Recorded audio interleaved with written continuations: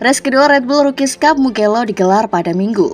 Pembalap Indonesia Veda Eka Pratama lagi-lagi membuktikan kalau dia tidak takut lawan pembalap Eropa. Veda Eka Pratama start dari posisi 7 di Red Bull Rookies Cup Mugello. Sebelumnya, ia nyaris raih podium bahkan kemenangan di race pertama. Saat race kedua digelar, Veda sempat langsung melesat ke posisi terdepan. Tapi kemudian ia seperti main aman dan mengendurkan gas hingga turun di posisi 9.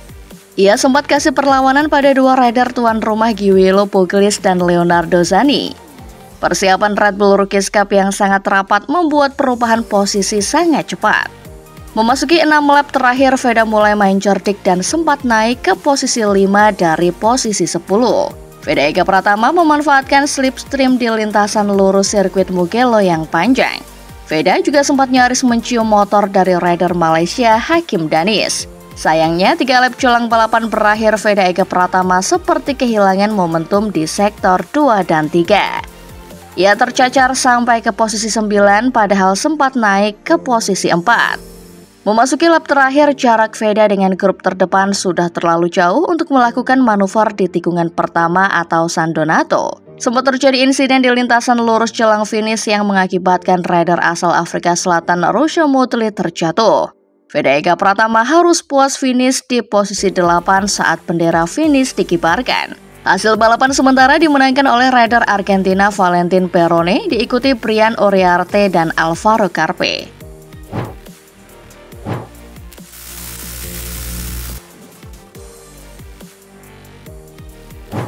Balapan kelas Moto2 di sirkuit Mugello kembali berbuah poin untuk pembalap Indonesia Mario Aji.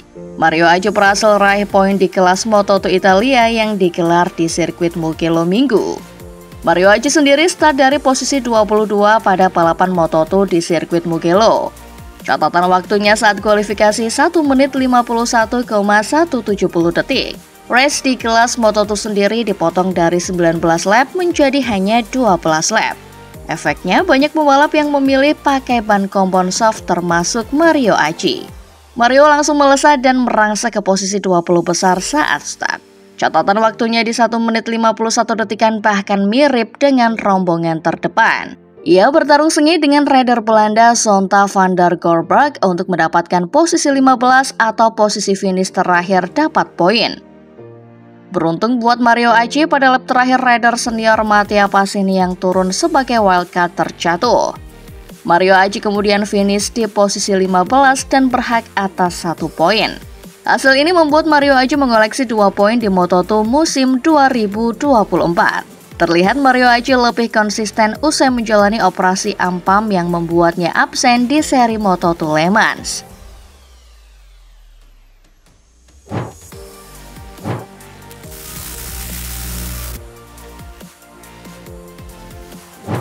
Marquez dari Grecia ini gagal meraih podium pada hari Minggu di Mugello setelah penampilan brilian dari Enea Bastianini. Bastianini menyalip Marquez dan Jorge Martin untuk naik dari posisi 4 ke posisi 2 di belakang sang juara Pecco Bagnaia. Menurut Frankie Carcedi, kepala kru Marquez, ketika ditanya oleh TNT Sport apa yang salah, Carcedi menjawab area di mana Marquez sangat kuat adalah pada akselerasi di tikungan terakhir. Asap bisa keluar karena Marquez sempat mengubah racing lainnya. Jadi dia melewati area lintasan yang bumpy untuk mencoba keluar tikungan secepat mungkin. Dari situlah asap itu berasal, bukan dari kerusakan mesin. Frankie pun menambahkan penyebab Marquez gagal podium dan kalah duel dengan Bastianini adalah karena suhu ban depannya yang sangat tinggi. Carcedi merangkum penampilan Marquez di Mugello. Frankie menilai secara keseluruhan Marquez berhasil mendapat hasil yang bagus bahkan di trek yang bukan salah satu trek favoritnya. Menurutnya, Marquez cukup senang bisa tampil kompetitif sepanjang akhir pekan.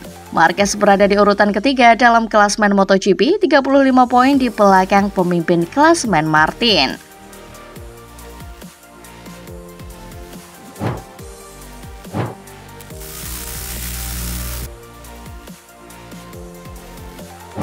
Francesco Bagnaia memulai balapan dari posisi kelima setelah terkena hukuman akibat dianggap mengganggu Alex Marquez di sesi latihan. Kendati demikian, Pecco sapaan Francesco Bagnaia mampu tampil baik sejak awal balapan dan keluar sebagai pemenang di sirkuit Mugello. Pembalap asal Italia itu memimpin jalannya balapan sejak awal dan membuat para pesaingnya kesulitan untuk mendekatinya. Alhasil, Francesco Bagnaia meraih kemenangan di MotoGP Italia untuk ketiga kalinya secara beruntun. Meski mendapatkan kemenangan, tetapi Francesco Bagnaia masih berada di posisi kedua di klasemen sementara MotoGP 2024 dengan 153 poin. Ia tertinggal 20 poin dari pemuncak klasemen sementara yakni pembalap Prima Pramac Racing Jorge Martin. Sementara selepas balapan, Francesco Bagnaia mengakui tak mudah mendapatkan kemenangan, terlebih harus memulai dari posisi kelima. Namun strategi menyalip dari sisi luar yang berjalan dengan sempurna membuatnya bisa mengambil alih posisi terdepan hingga akhir balapan. Di sisi lain, Francesco Bagnaia mengakui sulit untuk mengatur ban belakang yang banyak memberikan tekanan untuk ban depan.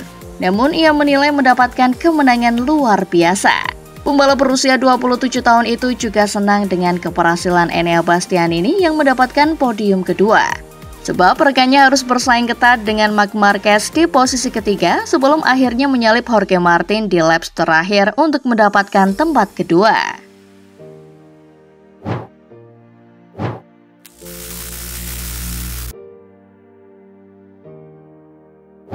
Balapan di Mugello menampilkan sejumlah aksi salib di depan setelah lap pembuka.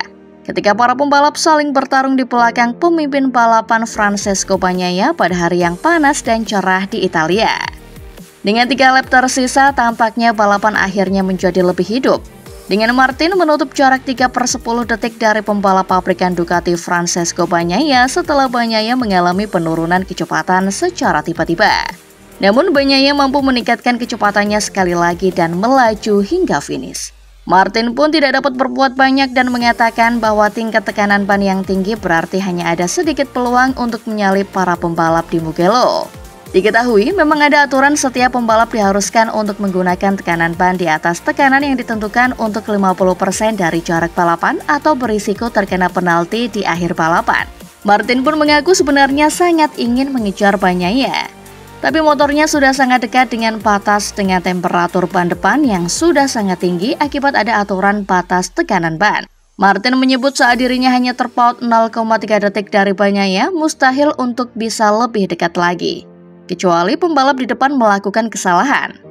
Rekan setim Bagnaia, Enea Bastianini berhasil melakukan 2 kali overtake yang terjadi di posisi 5 besar pada tahap akhir balapan.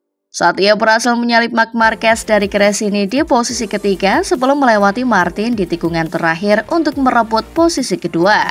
Martin mengakui bahwa kesalahannya yang membuatnya kehilangan 4 poin dari sang rival Bagnaia karena ia telah mengendurkan kecepatannya dengan anggapan bahwa posisi kedua sudah aman. Martin mengakui bahwa itu adalah murni kesalahannya. Sebab Martin sempat melihat di pitboard ada waktu jarak 0,8 detik dari Bastianini di belakang, jadi Martin memilih santai untuk finish kedua agar tidak crash. Namun ternyata sudah ada Bastianini di belakang.